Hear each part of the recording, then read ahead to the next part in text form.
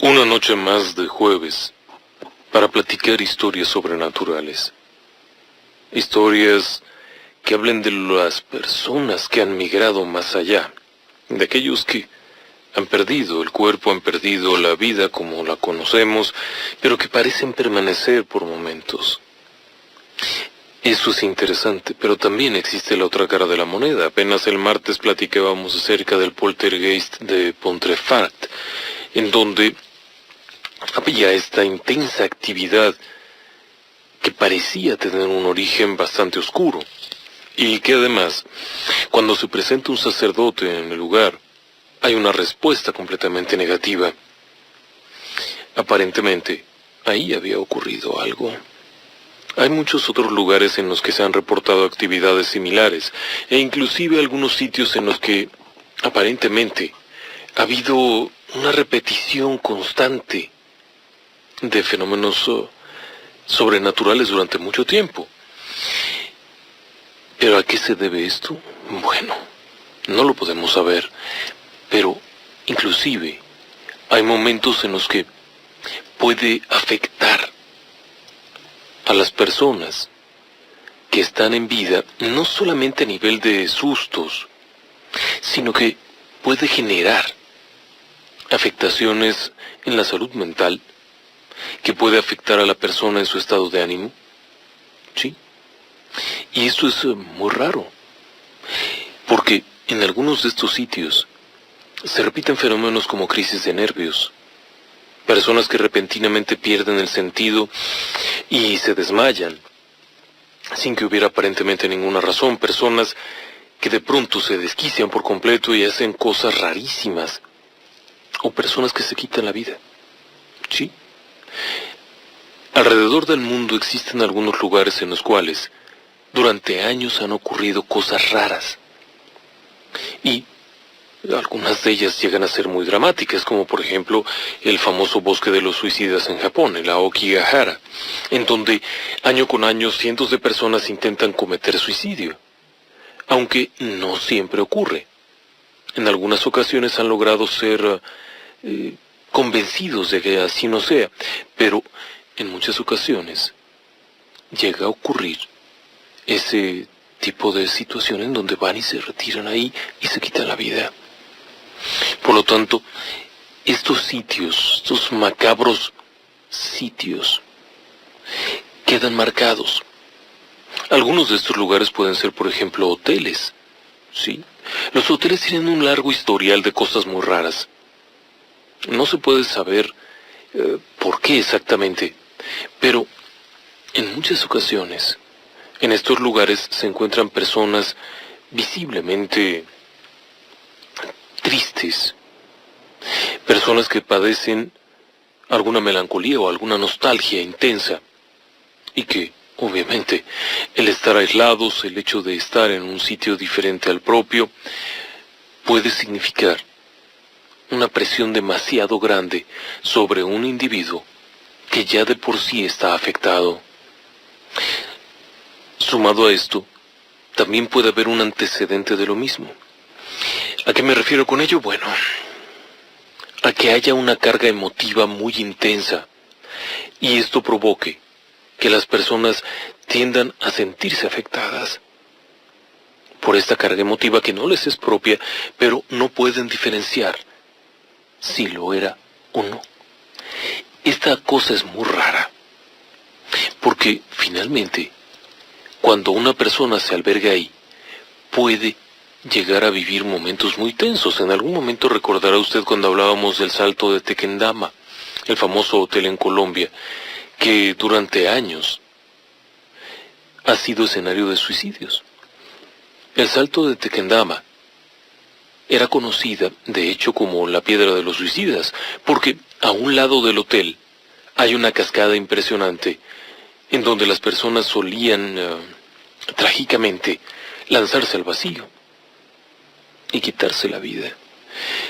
¿Qué ocurría ahí? Bueno, le sorprendería saber que durante mucho tiempo, incluso antes de que se construyera el Tequendama, en el lugar había ya una larga historia de personas que saltaban.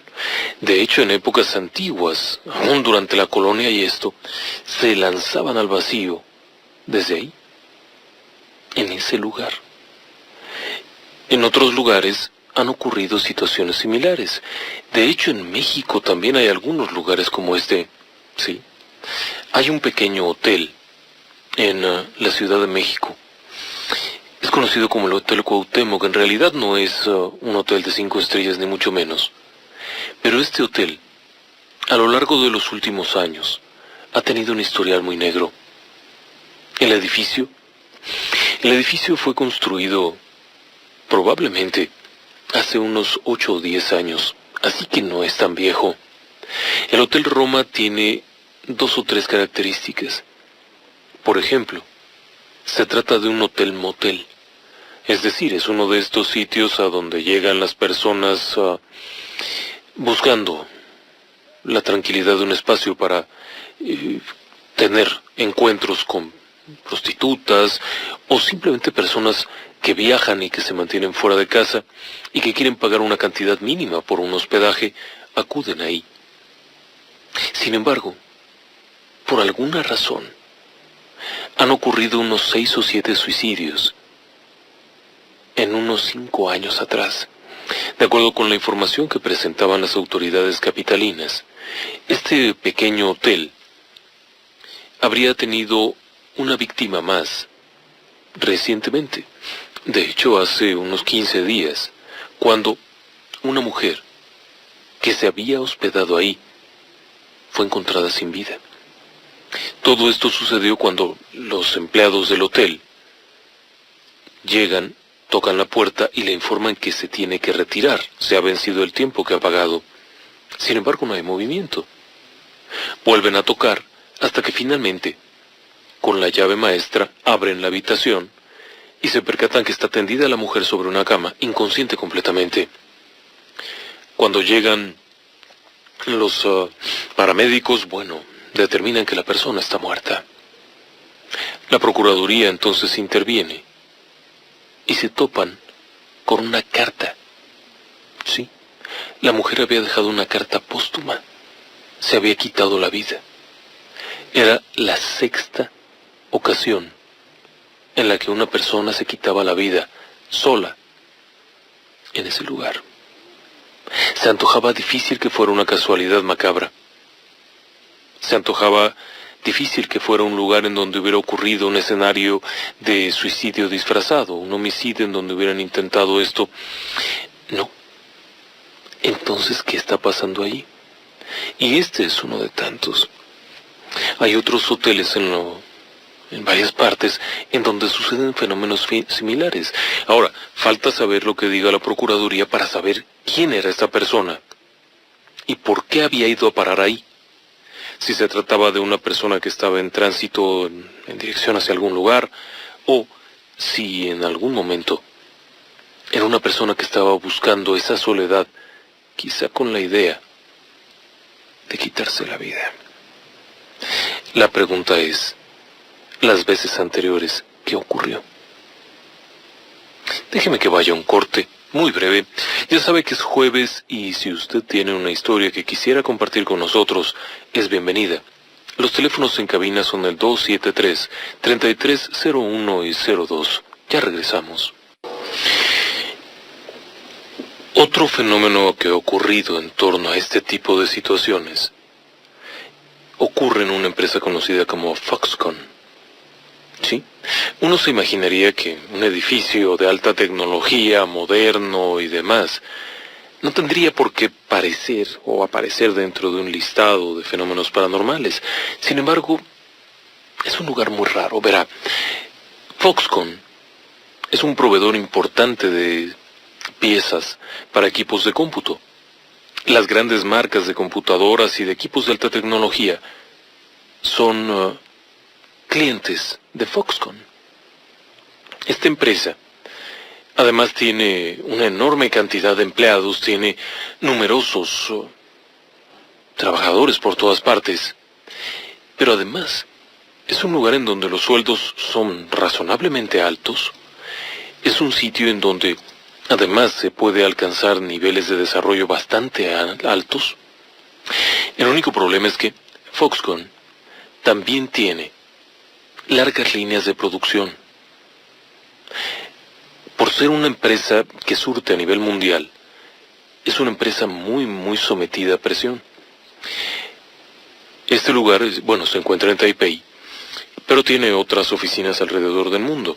Sin embargo, el lugar más problemático no es ahí mismo. No. De hecho, este sitio tiene una tasa de suicidios particularmente alta entre personas que no necesariamente están sometidas a presión o a estrés intenso o a algún tipo de presión por la propia empresa. Esto ha sido muy raro.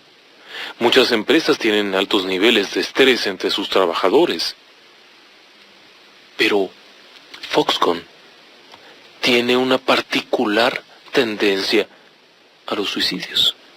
Pero Foxconn tiene por lo menos unos 2.000 o 3.000 trabajadores. Es una empresa grande y tiene plantas en varias partes del mundo. Foxconn tiene plantas en China, en Taipei, inclusive en México.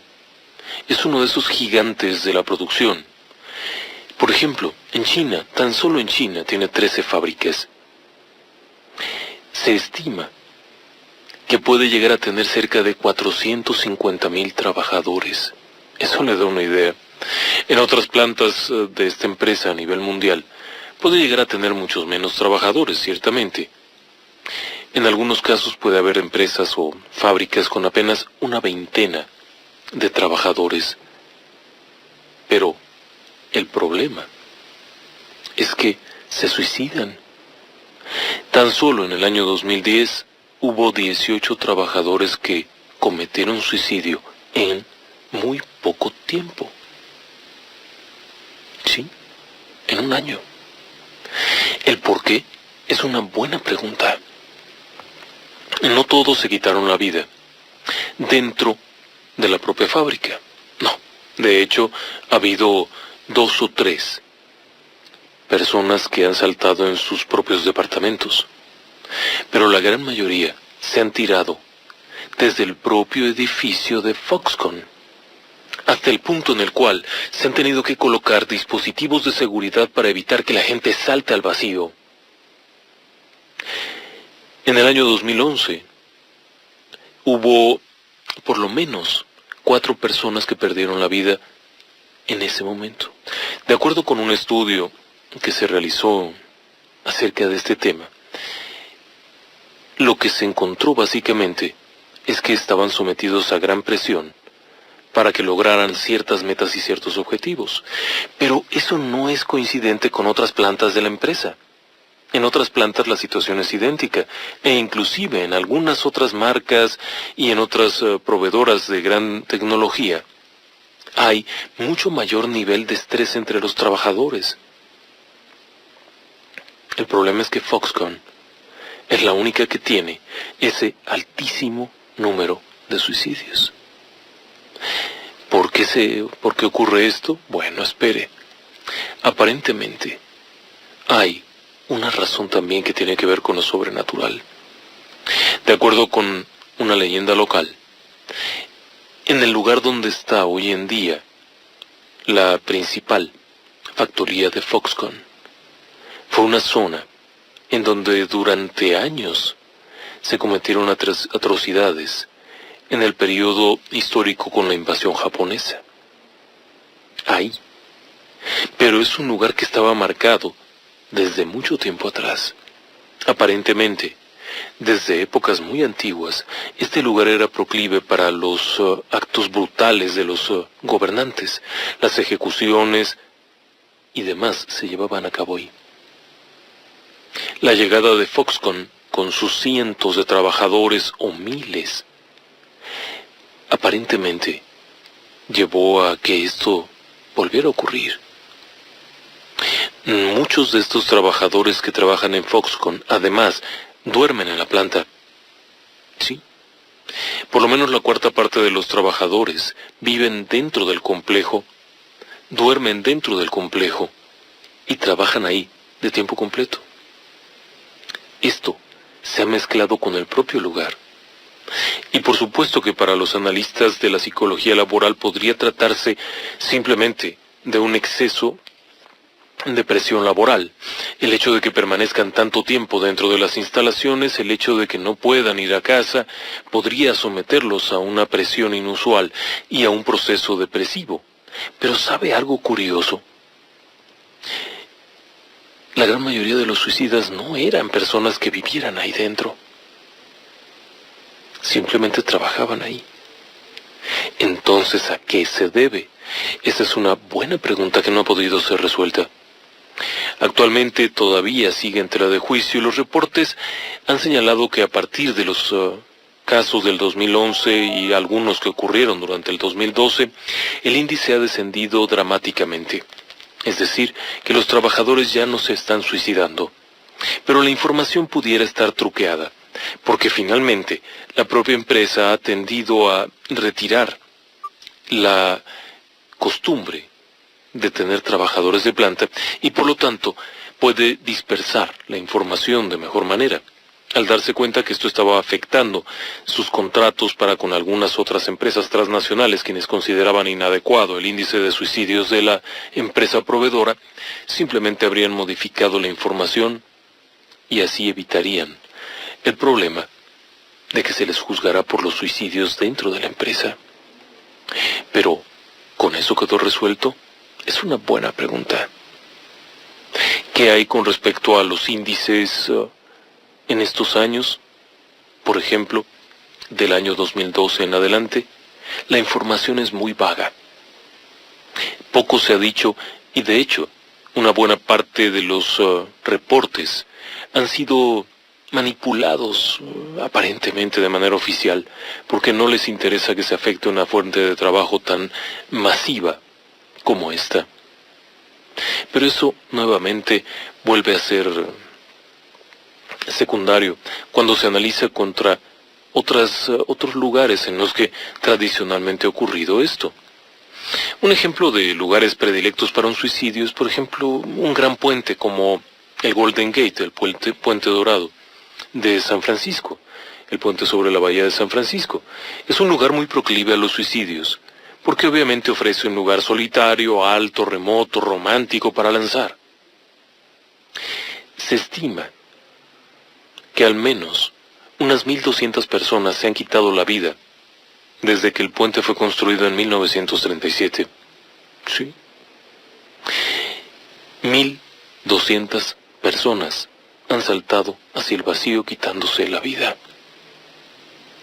Este detalle, o este dato tan escalofriante, podría explicarse de muchas formas.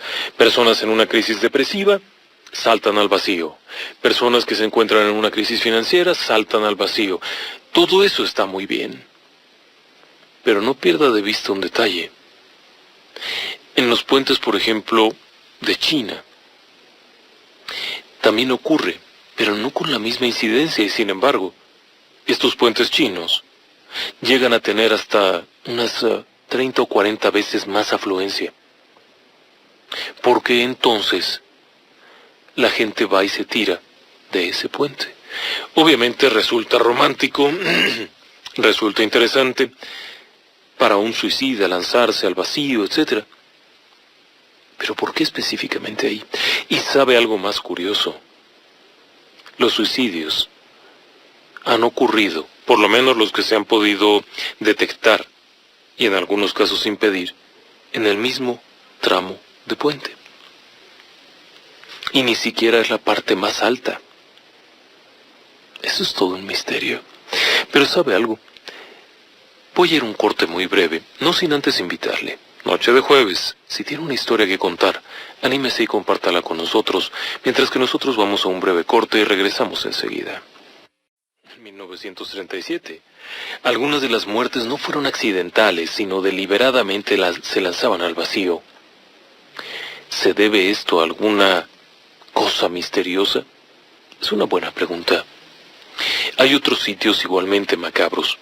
Por ejemplo, el acantilado de Beachy Head, en Inglaterra. Este sitio tiene una tasa de suicidios también muy alta, aunque por supuesto no tanto. Se lanzan al vacío unas 20 personas al año. De hecho, en la zona de Beachy Head hay un grupo de ayuda, un grupo de voluntarios que se dedica a patrullar la larga orilla de este acantilado para tratar de convencer a cualquier persona sospechosa de que no salte al vacío. E incluso se ha instalado un teléfono de ayuda para que si alguien tiene un problema y se encuentra ahí, llame por teléfono y pida esa ayuda. El problema es por qué va la gente ahí. Bueno, probablemente por la comodidad de saltar en un sitio solitario, romántico y hermoso. Lo mismo que se ha dicho del puente Golden Gate durante años, que es un lugar encantador con una vista preciosa y que las personas que tienen una tendencia suicida escogen estos lugares por el simbolismo que tienen. Sin embargo, siempre queda la duda, porque algunos de los sobrevivientes, cuando es que han logrado sobrevivir. En el Golden Gate tan solo ha habido 4 sobrevivientes al salto. Estos 4 sobrevivientes narraron que no tenían planeado lanzarse. Se habían detenido para ver el paisaje. El caso más dramático, y quizá uno de los más raros, tuvo que ver con un hombre que fue recuperado. Este sujeto, aparentemente, había ido solo para ver el paisaje. ¿Sí? Este sujeto, de hecho, tenía apenas unos 17 años de edad. Kevin Hines. Hines saltó al vacío y, milagrosamente, salvó su vida. Sí, por alguna razón, cayó al mar, se rompió varios huesos, pero logró sobrevivir. Tiempo después aseguró que, se había lanzado porque había tenido una infancia terrible y cosas similares, pero en un cierto momento en 1994 dio una entrevista en donde relató haberse encontrado viendo el paisaje y haber sentido unas irrefrenables ganas de saltar. Otro de los casos similares es el del fundador de la línea de ropa interior Victoria's Secret, Roy Raymond, quien saltó en 1993 al vacío. Raymond no tenía ninguna razón para quitarse la vida. De hecho, había estado tranquilo trabajando como cualquier persona, y sin embargo al llegar a este lugar, estacionó su auto y saltó al vacío. Actualmente, el macabro puente Golden Gate tiene diferentes mecanismos de seguridad. Tiene en el puente una serie de teléfonos de emergencia. Tiene además una red de seguridad para que si alguien salta se quede atrapado, y hay un cuerpo de policía especial que se dedica únicamente a vigilar el puente. ¿Sí? Solamente estar ahí. Durante la noche no se puede entrar caminando. Se cierran los accesos y únicamente se vuelve para vehículos.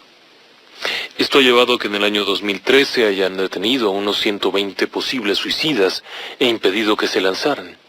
En el 2014, se ha detenido con mayor fuerza porque se ha colocado una reja especial.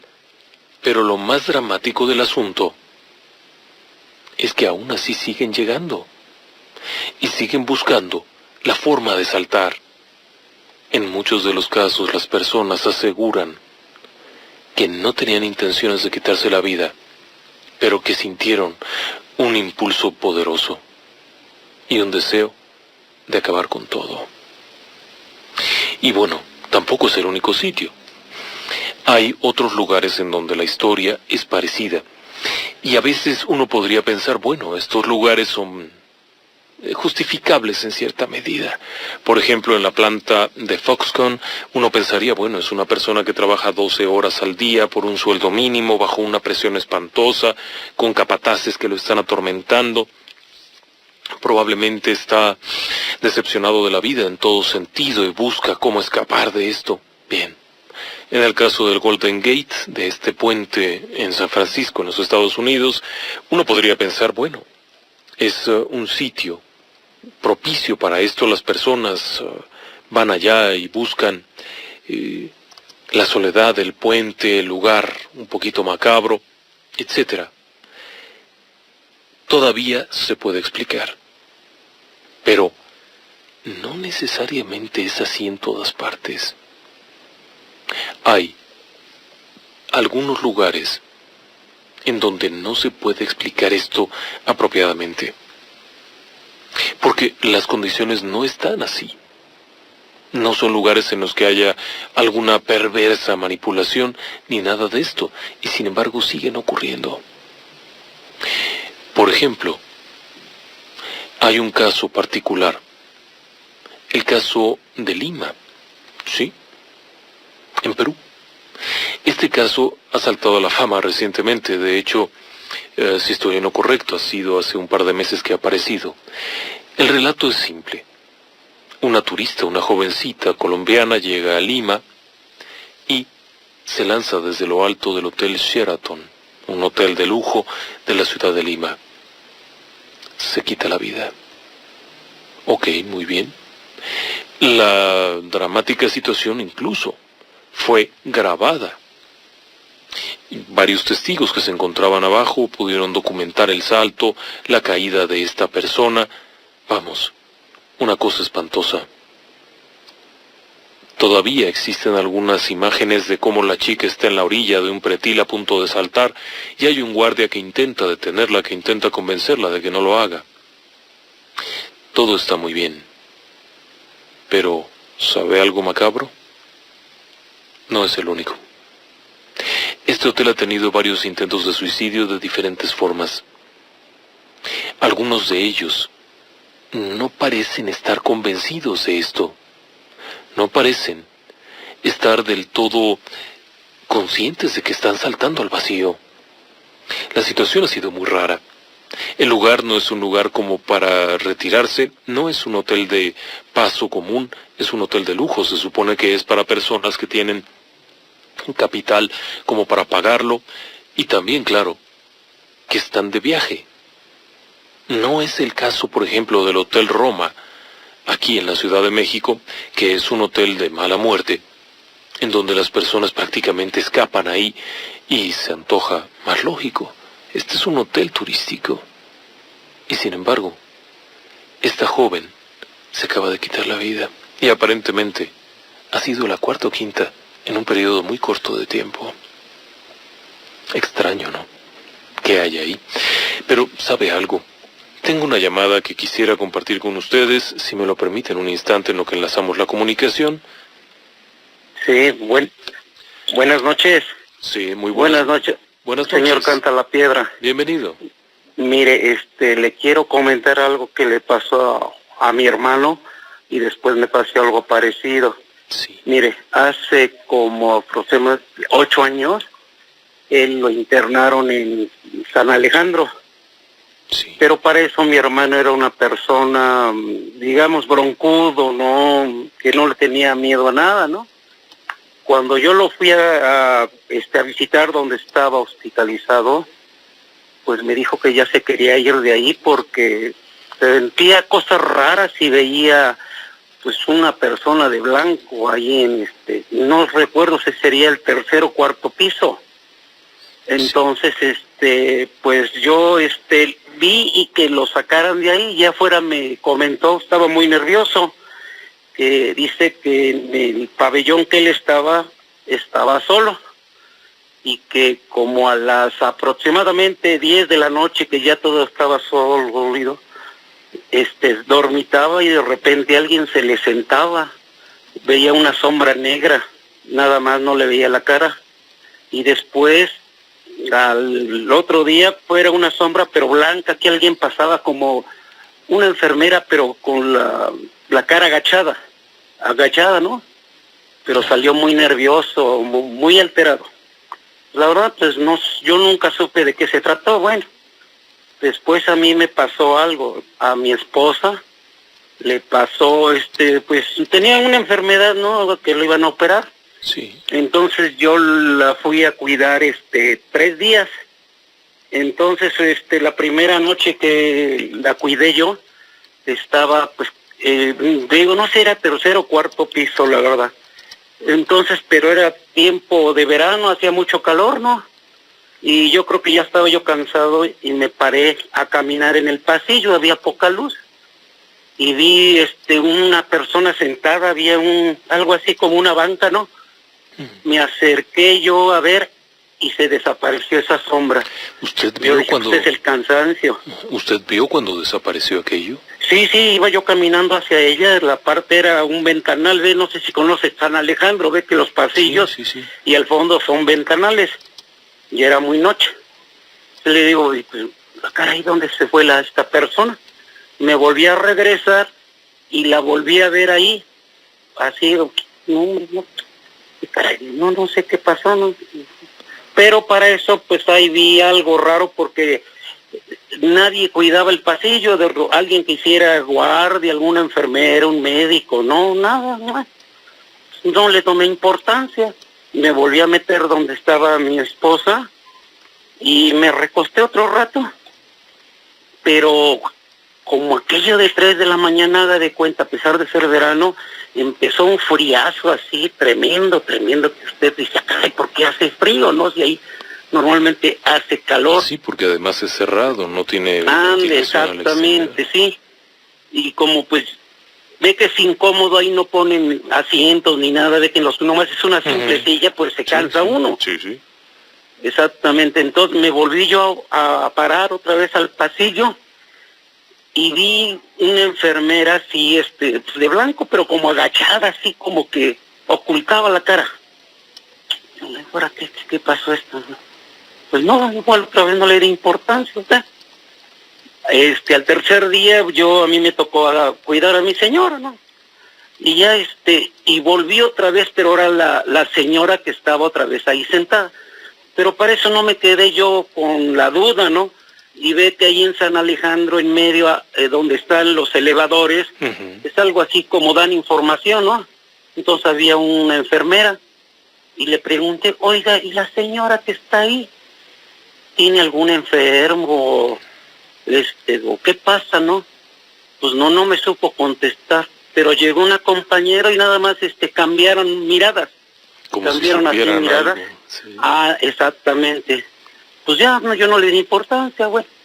Entonces otra vez, ese frío que le digo, pero sí yo recuerdo 3 de la mañana, entre 3 y 4, algo raro, porque era época de verano, calor, ¿no? Sí. Pues ya, exactamente, entonces yo ya no vi nada.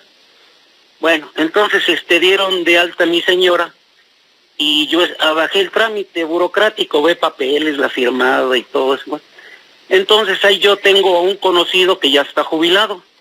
Dice, ¿qué pasó? ¿Qué haces aquí, mano? No, fíjate que está mi esposa aquí, pero ya me la voy a llevar, ya me la dieron de alta. Dice, ¿y dónde está? Le digo, pues mira, aquí es el tercer piso. Y me dijo, mira, ten cuidado, porque allá arriba le dicen el pabellón. Y normalmente enfermo que lo instalan ahí, se muere. Digo, no, sí, en serio. No, dice, ten mucho cuidado, dice, aquí nosotros, fíjate que hacemos lo siguiente, desarmamos la cama, inexplicablemente se vuelve otra vez a armar, y no nos explicamos, pero enfermo que llega ahí, se muere. Es muy famoso y comentado todo eso. Loco. Sí, digo, ay, que eso no lo había oído. Sí, en serio. Digo, yo por eso le digo, me pasó, digo, a mi hermano lo que vio. Después yo vi esa sombra, pero yo no le hice caso, nomás que sí noté algo raro, el frío, yo no sé. Y dicen que sí pasa. Y ya después, oye, ¿y por qué hay una persona que anda dando de vueltas así? Y ya hasta ahí oí hablar de la dichosa planchada. Sí, también ahí hay. Sí, pues, no sé, la verdad, insisto, yo, el cansancio, lo que guste, yo no vi nada. Yo tenía conocimientos por mi hermano. Pero después le digo, así me pasó, pero yo, cuando usted llega a algún lado e ignora todo, pues lo toma como muy natural, ¿no? Pues sí, pero eso sí. Me comentó este amigo que ahí en ese lugar, en el pabellón, suceden esas cosas, y que hasta la fecha. Caray. Ahí en San Alejandro. Qué raro, hombre. Y además un hospital tan conocido, tan... Sí. Bueno, ya habíamos tenido por ahí un guardia que nos contaba esto. Algo parecido, pero no lo había oído de alguien que hubiera estado ahí atendiendo a un familiar. Sí. Y ya le digo yo de mi hermano, yo a lo mejor dije, pues está fantaseando algo, pero insisto, mi hermano era de las personas, como le llaman vulgarmente, un bronco, no tenía miedo a nada, y el otro día que fui a ver lo que me dijo que ya que lo sacara. Caray, y eso que era una persona brava. Sí, le dije, pero así fue lo que, bueno, me pasó, por eso le digo, le pasó a mi hermano, y yo, la verdad, honestamente, la ignorancia, yo no sabía que hasta que este amigo me confirmó lo que pasaba ahí. Caray, pues hombre, qué estupenda historia. Pues... Le agradezco esa es mi muchísimo experiencia, se habla el Señor Jesús y pues la verdad lo felicito por su programa, cuando puedo siempre lo oigo. Y sabe que me gustaría que usted, oír de viva voz de usted, mire, yo siempre he tenido ¿cómo digo? Era la curiosidad, cuál sería, digamos, la conexión entre la Llorona prehispánica y la Llorona de la colonia. Bueno, ese es un tema amplio. Son diferentes, por eso digo, algún día un programa que usted lo dedique, ¿no? Sería interesante. Vamos a tenerlo presente, don Jesús. Pues, Piedra, pues ya sabe, lo felicito una vez por su programa y siempre estamos escuchándolo. Muy amable, que tenga muy buenas noches. Igualmente, señor Cantalapiedra. Gracias. Fíjese usted que estos lugares son lugares muy marcados. Obviamente, son lugares en los que hay emociones, muerte, cosas de ese estilo. Probablemente la suma de estas emociones, la suma de estos miedos, todo esto marque los lugares. No sé si esto sea como tal lo que influye, pero además, obviamente son lugares en los que hay un historial enorme. ¿Por qué puede suceder? Bueno, una persona que fallece y que está buscando el reposo, alguien que no se ha enterado, definitivamente podría dejar su huella. No deja de ser intrigante. En fin, puede llegar a ser muy tenso. Ahora, si usted ha estado en ese hospital, seguramente conoce alguna historia. Nosotros tenemos un par de conocidos ahí dentro que han vivido momentos durísimos, porque les ha tocado ver cosas rarísimas. Una de estas personas era uno de los guardias de seguridad. Hace ya varios años nos platicaba su experiencia y bueno, nos contaba que no era un lugar apto para cardíacos. Interesante eso. Pero si usted conoce una historia, anímese. Platíquenosla. Así como don Jesús que nos acaba de contar esta hora. El cambio de temperatura, bueno, es propio de un lugar paranormal. En muchos lugares se ha reportado esto. La presencia de esta sombra inusual también tiene que ver un poquito con la presencia paranormal. Pero, ¿se trata de personas fallecidas o de algo más? Déjeme que vaya a un corte y, regresando del corte, les sigo platicando de esta idea y, por supuesto, si tenemos otra llamada la compartiremos con ustedes. Buenas noches. Interesante la llamada. Y también estos lugares, bueno, hay algunos otros en donde ocurren cosas muy parecidas. Ahora que nos platicaba nuestro amigo don Jesús de este hospital, hay otro hospital que tiene una situación muy parecida en México. En el DF, en donde se encontraba el hospital anterior, que ahora es el siglo XXI, antes de que se cayera en el sismo del 85, un amigo mío fue contratista de instalaciones mayores y demás. El hecho es que trabajaban de noche por las propias condiciones del hospital, pero les ocurrían cosas muy raras. Él relataba que de pronto pasaba junto a sus trabajadores, él estaba ahí parado, pasaba un médico, pero no llegaba a ningún lugar, el pasillo no tenía salida. Y cuando se daban cuenta, ya no estaba. Se había ido, se había desaparecido. El punto es que estuvieron ahí durante algún tiempo y cada vez contaban cosas muy parecidas, pero sobre de lo mismo. Por ejemplo, en cierta ocasión él se sienta. Están trabajando en los pasillos, poniendo las lámparas nuevas, y él se sienta en una silla por el cansancio. Había estado durante todo el día trabajando, y luego, en la noche estaba ahí. De pronto, escucha que alguien viene caminando, levanta la vista, y observa a una mujer que viene caminando. Su primera impresión fue decirle, oiga, aquí no hay paso, porque no daba nada, había una bodega al final, pero esta estaba cerrada y la parte del almacén se cerraba a las 7 de la noche. Y sin embargo, la mujer aparece caminando como si fuera a algún lugar, entonces él se va a levantar, deja los libritos que tenía, las libretas que tenía donde estaba anotando, para decirle, oiga, disculpe, está cerrado por ahí, y ya no está. Fue muy curioso, y decía que bueno, era una cosa constante. Él no era una persona que se espantara fácilmente. No era una persona que pudiera decirse que oiría. Él tenía un don particular también, muy raro. Y veía cosas muy raras. Pero lo peor es que aquí no solamente era él, sino todos sus trabajadores quienes habían visto todo aquello. Interesante, ¿no cree?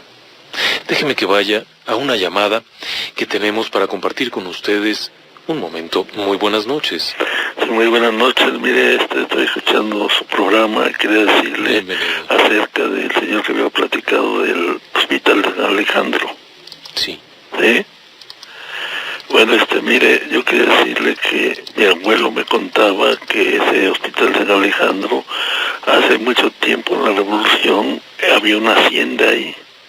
Después, cuando vino la Revolución, se desbarató toda esa construcción y después era una quinta, o sea, una especie como un rancho pequeño, ¿no?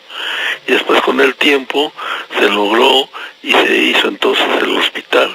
Y que posiblemente todos esos pues fantasmas aparecen o eso, pues es que haya algún dinero enterrado ahí. ¿En el hospital? Sí. Y posiblemente en esa que sea el señor del pabellón, quiere decir que esas personas que se aparecen, o lo que dicen allí, es que esas sombras andan queriendo decir a alguien algo, pero como la gente pues no resiste presentarse o que se les presente, por eso andan viendo a ver que posiblemente puede haber un dinero ahí enterrado. Sí. ¿Sí? Pudiera ser, porque además era un lugar que históricamente había sido una ex hacienda, había habido en épocas anteriores cosas ahí interesantes. Sí, entonces posiblemente pienso yo que dicen que hubo muchos, pues bueno, es que cuando entraban los funcionarios quitaban todo y pues todos se llevaban, ¿no? Y la gente y todo lo dejaban allí, entonces posiblemente quedaron ahí sepultados y con el tiempo pues ya se construyeron y todo y han de querer pues decir algo ahí. Alguna cosa quedó ahí marcada. Sí, pero la persona que... Sí, pero la persona usted que vaya o que se le aparezca tiene que tener un carácter fuerte, porque si no lo tiene, pues ahí se queda. Pues sí. Sí. Además también no se sabe si eso tiene algo más. Sí, puede haber alguna cosa más, ¿no? Sí. Pues mire, pudiera serlo. Ahora Sí. también el problema es cómo buscarlo, ¿no? Debajo de un edificio enorme podría ser muy complicado. Yo digo que se tendría que buscar la parte de abajo y tumbar todo ahí desde que sale a dirección hacia abajo hasta llegar a la tierra. ¿Usted ha estado en ese hospital? Pues yo sé que estuvo anteriormente, ya tiene como 3 años un familiar, ¿no? Y también eso que dice que veía y que espantaban, pues sí, él había sombras así, yo pienso que ahí ha de ver algo abajo, pero en esa dirección donde está el pabellón hacia abajo, pero hay que llegar a escarbar, yo creo algo, una parte central. Más que para hacer eso, pues dices que tumbar todo. Claro. Sí. Pero interesante eso. Pues le agradezco muchísimo. Sí, pues muchas gracias y le agradezco su atención y espero que pues a ver si algún día descubren algo ahí o a ver qué ven ahí. A ver qué cosa sale. Sí. Gracias, señor Arango. Sí, muchas gracias y hasta luego. Buenas noches. Sí, adiós. Interesante eso, ¿eh? Ahora, no siempre tiene que haber un tesoro enterrado ni nada de eso. Aquella historia de que donde llora el muerto es que hay dinero, no siempre es tan real. Pero hay muchas ocasiones en las que sí. Ahora, aquí se suman muchos factores. No pierda de vista que hay defunciones constantes. Hay un profundo dolor, una carga emotiva enorme. Porque, obviamente, los deudos, aquellas personas que se quedan sin alguien, bueno, tienen una carga emotiva durísima. Los que se van y dejan familia o dejan gente a la que no pudieron atender, también dejan una carga emotiva durísima. Entonces son una suma de factores y cosas tremendas. Vaya, creo que todo se pueda mezclar y todo puede llegar a influir para que los lugares como este estén cargadísimos. Le digo, aquel otro hospital tenía un historial muy macabro porque desde que había empezado había habido muchos problemas de esa índole. Cuando en el 85 colapsa, estas personas fueron allá a recoger heridos y todo, porque conocían bien el lugar, y bueno, él decía que sintió claramente cómo todavía estaba todo eso ahí, y cómo lo sentía. Tengo otra llamada que quisiera compartir con ustedes. Un momento, por favor. Sí, muy buenas noches. Sí, maestro de Antioquia, muy buenas noches. Buenas noches, bienvenido. Habla su humilde servidor y seguidor Leonardo Villarreal, de Nuevo León. Sí, adelante, le escucho. Sí, bueno, más que primero felicitarlo porque es un excelente programa. Lo conocí el programa por el internet y desde que el primer programa que lo escuché, pues ya me volví adicto y seguidor. Trato de seguirlo todos los días y por ahí ver las otras ediciones. Gracias. Y pues vaya, todos los relatos y el equipo de personas que nos abrazan, vaya, es un programa súper completísimo. Vaya, yo creo que es el mejor de habla hispana, podría decirlo. Gracias, qué gentil. Y pues bueno, un relato breve, fíjese que cuando tenía como 5 años, en la casa de mi abuela, bueno, ahí se daban muchos fenómenos curiosos, pero uno que me tocó en compañía de un tío, que él tenía alrededor como 20 años, yo estaba más pequeño.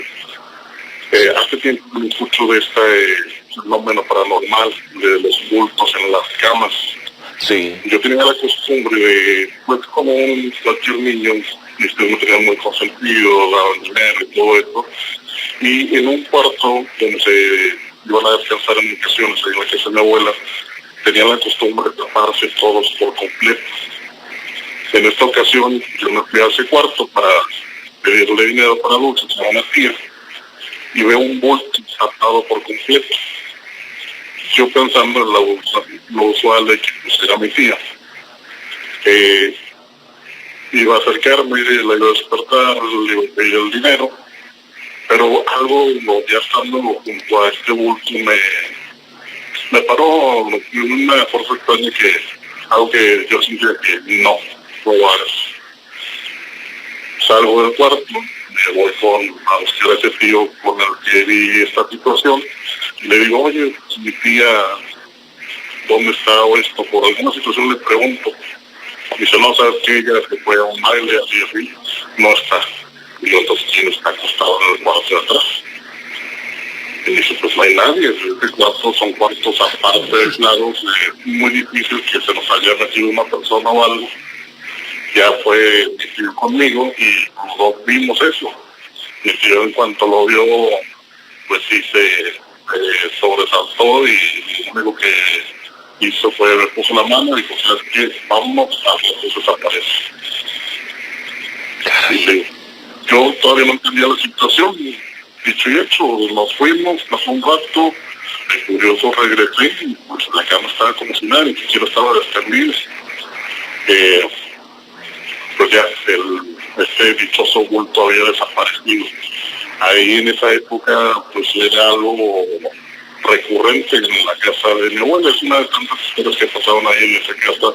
Y sí era muy común estos bultos que pues vaya saliendo de la nada. Pero veía una persona como si estuviera acostada, tapada completamente. Y no había nada. Bueno, se desaparecía de repente. Oiga, ¿y alguna vez había pasado alguna defunción o algo ahí? Para ese entonces no recuerdo bien, pero sí, pues vaya, pues como era de caso familiar, era desde mis tatarabuelos que llegaron a estar por ahí y alguna situación, pero sí, curiosamente fueron como épocas, fue, no sé, quizás del 90 al 95 que estaba esa particularidad de los bultos en las camas. Y fue durante un tiempo muy específico. O sea, no era siempre. No era siempre, y fue algo ocasional que duró, pues vaya, una temporada de años. Caray, qué cosa más rara, fíjese usted. Sí, y cosa curiosa de que, pues vaya, dentro de los programas paranormales que escucho, ya no escucha, bueno, no me ha tocado escuchar algo similar. No, fíjese que no me lo han platicado en mucho tiempo. Sí. Interesante. Pues le agradezco muchísimo su relato. Sí, pues vaya, pues vaya, es algo desde que era un niño, tenía, no sé, como 5 años, pero pues ya estando con un adulto, alguien de 20 años, dices, los dos vimos algo que pues no era algo que se prestara a una alucinación, algo colectivo, No. o algo por el estilo. Y maestro, si pudiera en alguna ocasión, como le digo, ya me volví fan de su programa, es algo Gracias. muy, pues vaya, me gusta mucho y su manera de conducir, aunque se escucha un poquito curioso, pues me enriquece, me da, yo trabajo de cierta forma en una comunicación de un cierto sector y pues sí me enriquece mucho escucharlo. Gracias. Y el tocar el tema de ¿cómo se puede decir? De los rezos, del poder que tiene la oración. He escuchado varios relatos donde, pues vaya, uno que contó usted de un sacerdote que se apareció en los fantasmas de carretera y se le apagó el tráiler a un camionero, el cervecero, el sacerdote o un padre, algo así, y le dice, vamos a rezar, y el camión volvió a andar, de que el poder tan grande que tienen los rezos. Sí, ese fue un relato estupendo y además el chofer lo contaba de una forma que helaba la sangre. Sí, y pues vaya, me ha hecho muy curioso de que pues eso es que tanto poder y pues vaya para todos, no tanto nada más a las entidades buenas, sino que hasta las entidades malas a veces buscan estos rezos. Pues sí, porque también de alguna manera buscarán ayuda o algo, ¿no? Sí, y pues bueno, un placer platicar con ustedes. El gusto es para mí. Al pendiente del programa. Muchísimas gracias. Hasta luego. Buenas noches. Déjenme que vaya a un breve corte, regresamos enseguida. Fíjese que este tema que nos acaban de comentar de los bultos en las camas no es frecuente, yo no lo había oído en mucho tiempo, pero sí lo escuché hace años. Ahorita estaba yo tratando de recordar porque me sonaba. Yo no lo he escuchado aquí en Relatos del Lado Oscuro, realmente es la primera vez que nos lo platican, pero hace muchos años, un señor que venía de Acámbaro, Guanajuato, contaba que en las noches se les metían a la cama, pero no había nadie. No era la sensación de que se te sube el muerto, sino que se les metían a la cama, como si alguien estuviera ahí durmiendo junto. Pero lo peor es que contaba que cuando se levantaban seguía la figura, y después de un rato ya no había nada. Eso no sé qué sea. Voy a tratar de encontrar alguna otra experiencia por ahí acerca de estos fenómenos del bulto en la cama. Suena muy interesante. Era una historia estupenda y además llamándonos desde Monterrey. Muchas gracias. También nos ha llamado el señor González. Él saluda y felicita al equipo. Muchas gracias, señor González. La señora Pérez nos pregunta si hemos visto unos videos de YouTube de La Llorona. No he visto en particular alguno. Vi uno que anunciaron hace tiempo como que andaba por aquí cerca en Amozoc, si estoy en lo correcto, pero era un fraude. Era un bulo. Era un video que habían subido primero anunciando que era en Monterrey, luego lo habían pasado a Guanajuato, y era la misma cosa. Pero déjenme echarle un ojito. No es algo fácil, mire. Una aparición de La Llorona no es un fenómeno que se pueda grabar tan fácilmente, no es un perro que va pasando. La gran diferencia es que esto es un fenómeno paranormal, es algo que puede técnicamente no verse, es decir, no lo ve, sino que lo percibe. Esa es la diferencia entre un fenómeno paranormal y un evento cotidiano, que en muchas ocasiones un fenómeno paranormal, usted sabe que está ocurriendo, lo percibe, pero no es que lo esté viendo, sino que transmite esa sensación y usted lo percibe. Por lo tanto, grabarlo puede ser muy complicado. Incluso la fotografía paranormal es algo muy difícil de lograr, y solamente con algunos fenómenos muy intensos, de mucha nitidez, pueden llegar a medianamente captarse. Por eso que ve usted que andan los muchachos estos gringos ahí en los programas de la tele toda la noche persiguiendo y nunca sale nada, porque no va a salir. No es así. Entonces siempre me queda la duda, pero déjeme ver a ver si los puedo encontrar y les echo un ojito. También doña Blandina Bolaños, como siempre, un gusto tenerla con nosotros. La señora Lupita felicita el programa. Muchísimas gracias por sus comentarios, señora Lupita, muy amable. Y bueno, hemos estado platicando de muchas cosas. A mí me llamó la atención desde que leí un artículo hace muchos años acerca de la Aokigahara, del bosque de los suicidas en Japón.